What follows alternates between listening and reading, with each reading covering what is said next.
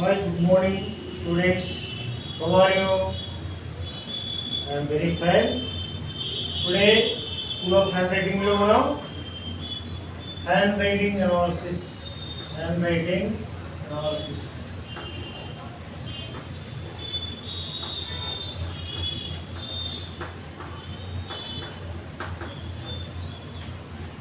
Handwriting analysis.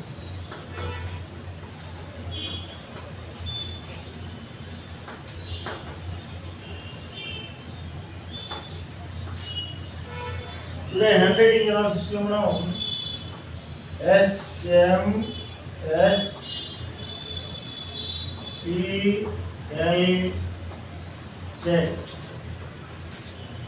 మనం రాసేటువంటి hand writing లో SMSPLZ అనేటువంటి ఒక ఫార్ములాను మనం బాగా ప్రాక్టీస్ చేసి దాన్ని ఇంప్లిమెంట్ చేసినట్లయితే మన యొక్క హ్యాండ్ రైటింగ్ ఎలిజిబుల్గా ఉంటుంది.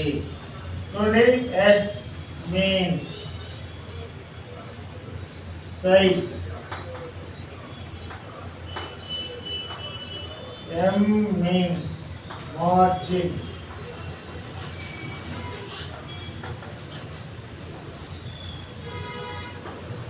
S means slant,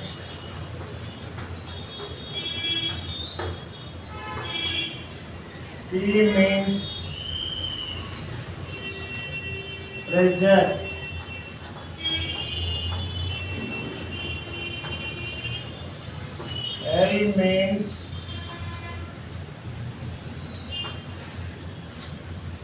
L means loop,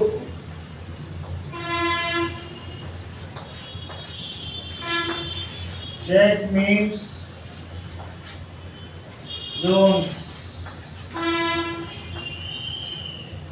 ఇప్పుడు మనం రాసేటువంటి లెటర్స్ లో ఫస్ట్ ఎస్ అనేది సైజ్ గురించి చెప్తుంది. సైజ్ అనేది మనం లెటర్ యొక్క సైజు చాలా కేర్ఫుల్గా రాయాలి. లెటర్ ఎప్పుడు కూడా బిగ్ సైజ్ కానీ అంటే పెద్ద అక్షరాలు కానీ మరీ చిన్న అక్షరాలు కానీ రాయకూడదు. మీడియం సైజ్ అక్షరాలు రాయడం ప్రాక్టీస్ చేయాలి. ఒకవేళ అలా పెద్దవి కానీ చిన్నవి కానీ రాస్తుంటే వాళ్ళు మీడియం సైజు మార్చుకోవాలి. మీడియం సైజ్ మార్చుకోవాలి. మీడియం సైజ్ రాయాలి.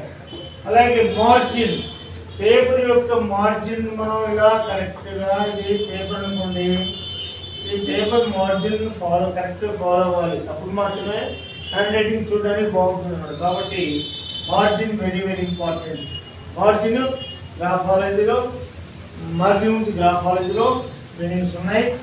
ఇక్కడి నుంచి గ్యాప్ లేకుండా రాస్తే వాళ్ళు ఫ్యూచర్ గురించి ఆలోచిస్తున్నారు, ఇక్కడ గ్యాప్ వదిలేసి రాస్తే ఫాస్ట్ గురించి ఆలోచిస్తున్నారు చెప్తున్నారు. కాబట్టి మార్జిన్స్ ఎప్పుడు కూడా ఇలా ఉండాలి. నెక్స్ట్ స్లాంట్, కొద్దిగా స్లాంట్ అంటే కొంచెం కుడి చేతి వైపు ఉంచినట్టుగా రాయాలి. అక్షరాలు కుడి చేతి వైపు ఉంచి రాయాలి. కొంచెం ఒక 85 degreesలో ఉండేటట్టుగా చూసుకోవాలి లెటర్స్. అప్పుడు చూడడానికి అక్షరాలు అందంగా ఉంటాయి. మన యొక్క యాటిట్యూడ్ అందరితో పాజిటివ్గా ఉంటుందన్నమాట.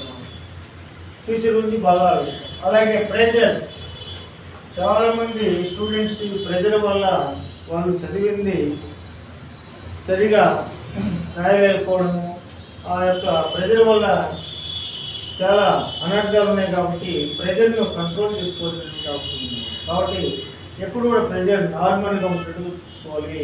అంటే పెన్ యొక్క ప్రెజర్ నార్మల్గా ఉండాలి, కానీ గట్టిగా హెవీగా పట్టి రాయకూడదు, మరి లూజ్గా రాయకూడదు.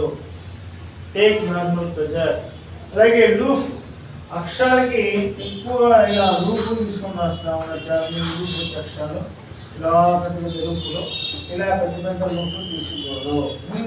ఇది దీన్ని లూఫ్ అంటారు. ఈ లూఫ్ అనేది తగ్గించాలి. కాబట్టి లూఫ్ అనేది పెద్ద లూఫ్ తీసుకోకుండా రాయాలి. అలాగే జోన్స్, అక్షరాలకి జోన్స్ ఉండేనమాట. ఇలా పైకి వెళ్ళే లెటర్స్ మధ్యలో వచ్చి కిందకి వచ్చే లెటర్స్లో మనం ఫాలో అవుతూ రాయాలి. జోన్స్ కరెక్ట్గా ఉంటేనే అక్షరాలు చూడడానికి అర్థంగా ఉంటాయి. కాబట్టి జోన్స్ అనేవి లెటర్స్కు ఒక బ్యాక్ బోన్ లాంటివి. కాబట్టి మనం లెటర్స్ను కరెక్ట్గా ఉండాలి, ఫాంట్ కరెక్ట్గా మనకు అందంగా కనిపించాలంటే జోన్స్ చాలా ఇంపార్టెంట్ ఉంటుంది. కాబట్టి జోన్స్ ఏ జోన్కి ఆ జోన్ పర్ఫెక్ట్గా ఉండేట్టుగా రాయాలి. ఇక్కడ చూడండి, ఈఎల్ ఈ యొక్క ఈ అప్పర్ జోన్, ఏ అనేది middle zone, Y lower zone, వైగా మిడిల్ పార్ట్ యూ షేప్లో మిడిల్ ఉండాలి. కరెక్ట్గా జోన్స్ కరెక్ట్గా ఉండాలి. ఇలా ఈ జోన్స్లో ఫాలో అవుతూ రాయాలి. ఇలా మనం ఈ హ్యాండ్ రైటింగ్ అనాలిసిస్లో ఎస్ఎంఎస్ క్లియర్ చెప్పి మనం బాగా ప్రాక్టీస్ చేసినట్లయితే మనకు మంచి మార్కులు రావడం కాబట్టి మనం మంచి ఫ్యూచర్ ఉంటుందని చెప్పేసి చెప్తున్నాను. కాబట్టి మీరు ఎస్ఎంఎస్ క్లియర్ చెప్పిన బాగా ప్రాక్టీస్ చేయాలని నేను కోరుకుంటున్నాను. నా యొక్క క్లాస్ నచ్చితే లైక్ చేయండి, సబ్స్క్రైబ్ చేయండి. Thank you.